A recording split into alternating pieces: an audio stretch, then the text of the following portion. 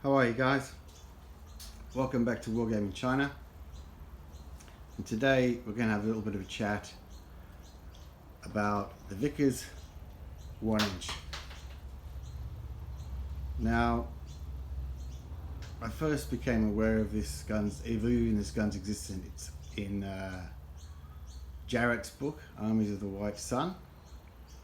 And the caption under there reads, Vickers 1-inch during the Battle of Calu, early 1933.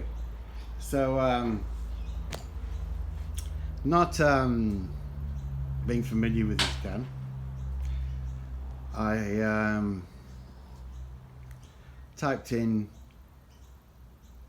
Vickers 1-inch, and surprisingly there was 3 or 4 examples of Vickers guns produced by Vickers in the 1-inch caliber in up to the mid-30s. Now, it appears that the guns are Vickers-Terni 1-inch guns. Now, that poses a great question. How the hell did they end up in Manchuria, or in Rihe province, so far from Italy? And why were the Italians producing Vickers guns? Well, in 1904, the Italian government approached Vickers for some kind of joint venture whereby the Italians would be able to benefit from Vickers designs and steel techniques and manufacturing techniques, for the Italians to be able to increase their navy and start producing heavy ordnance. They made quite a number of guns under these agreements, but the contracts, the two companies seem to have walked away from each other in the mid-20s. But Terni is still around. We call it Otto Melara today, and that's an Italian arms manufacturer. So getting back to the 1-inch. So the 1-inch guns, I came to China with Caproni Bombers that were purchased by the Northwestern Army in the period up until 1924. Now, these Caproni bombers were extremely long-range bombers. They were in service with the Italians throughout World War I, and they were still exporting them after World War I, and they were armed with their Vickers-Terni 1-inch gun. Now, the Vickers-Terni 1-inch gun is interesting because you think of Vickers and you think, well, every time they put a bigger caliber in, they just increase the size of the gun. That's about all they have to do. It's such a great design. But the Vickers-Terni approaches it from a different way. It's got to be mounted in an aircraft. It has to be box fed from a box with linked ammunition, and it has to be based on a swivel mount. So these Caproni bombers arrived, and up to 4 of them. Well, there are, in the 2 written references that I found about the Battle of Calu, and the other one about reference to the guns in China, neither say more than 4 were on the battlefield or were in existence.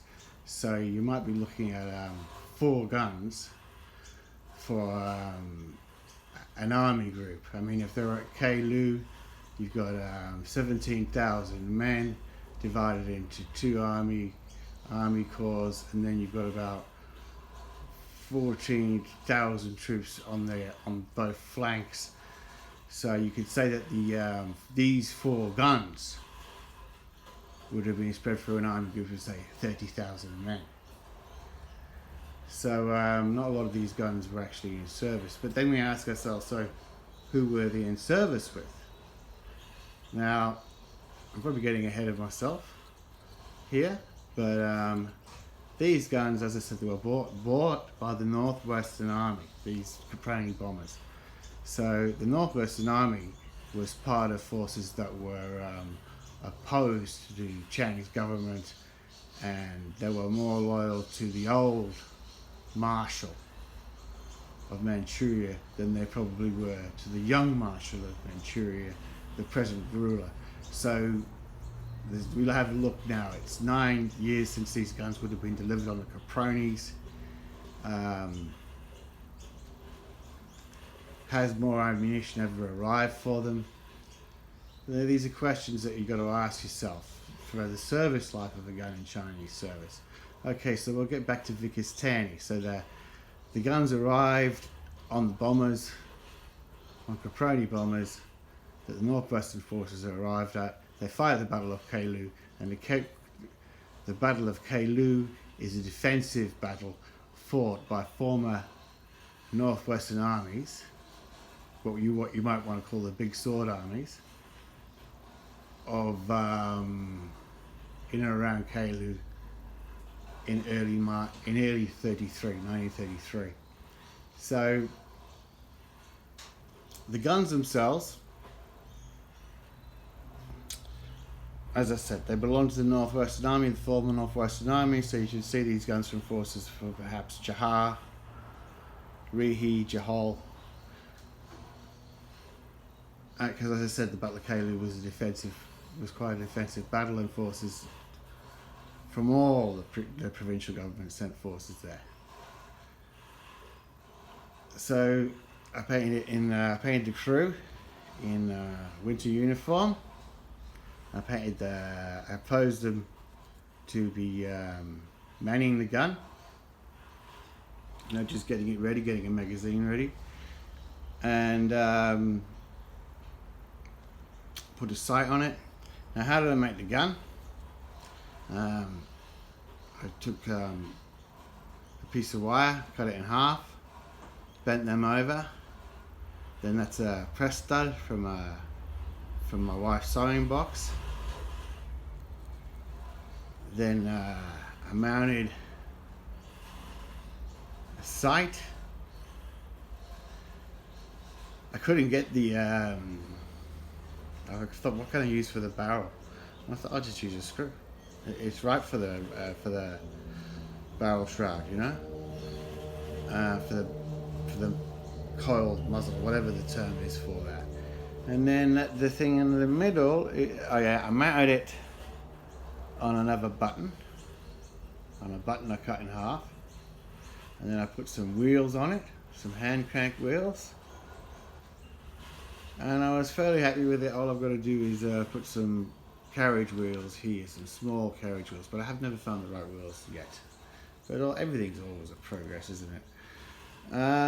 The crew are I think they're Turkish World War I hat support weapon set with helmet swaps. Now, as I said,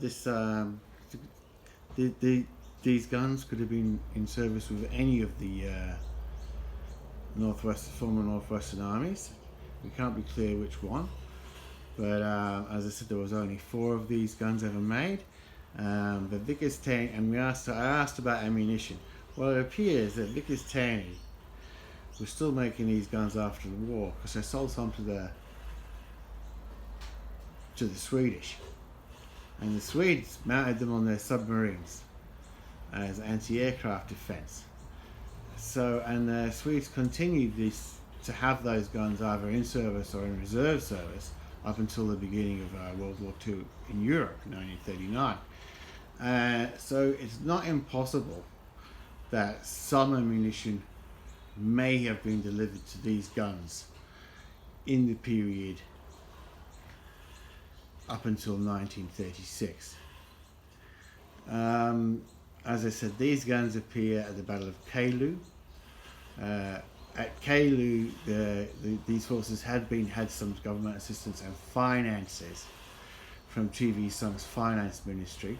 So it's not improbable they had some ammo, and if they'd have got the ammo, they could have been in service beyond the Battle of Kalu. I feel them. I feel them as in a regiment that I like to feel is the 29th Army, but perhaps they're not right for that. If anybody does know for sure which Chinese army they served with, let me know. So as I said, there you go. There's the second Vickers gun in service in China. The Vickers-Terni 1 inch. As I said, probably could have been in service up to say 1936, 37, and also in service with the Swedish Navy. And remember this gun here. So this is built for the Battle of Kalu, which is the battle I'll get into at another time.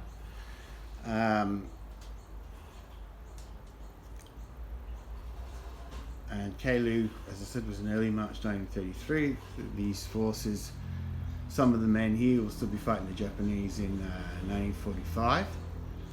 So you can say again that the Chinese soldier fought with the least for the longest. Thank you.